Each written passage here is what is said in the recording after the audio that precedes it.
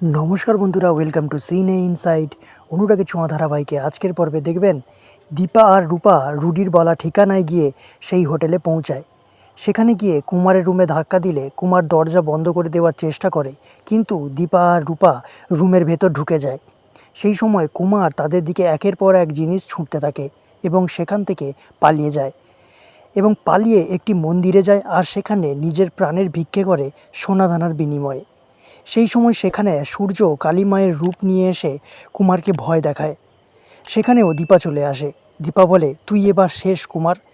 তখন কুমার সেখানে থাকা এক মহিলার গলায় ছুরি ধরে, কিন্তু সূর্য খাড়া মেরে সেই ছুরি ফেলে দেয়। কুমার বলে, আমি তোদের কারোর হাতে মরবো না, আমি নিজেকে নিজে শেষ করে দেব। এই বলে একটি ছুরি নিজের পেটে গেঁথে দেয়। এদিকে রুডি সবার সামনে ভালো সাজার নাটক করে। দীপা ফিরে এলে রুডি দীপার পায়ে ধরে ক্ষমা চায় আর বলে, মামনি, আমাকে ক্ষমা করে দিন, আমি ওদের কথায় এত বড় ভুল করেছি। সোনা বলে, তুমি কেঁদো না, আজ থেকে আমার ফ্যামিলি সবসময় তোমার পাশে থাকবে।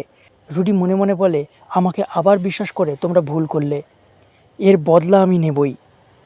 তাহলে কি হতে চলেছে বন্ধুরা, জানতে দেখুন অনুরাগের ছোঁয়া। ভালো লাগলে আমাদের চ্যানেলকে সাবস্ক্রাইব করে পাশে থাকবেন। ধন্যবাদ।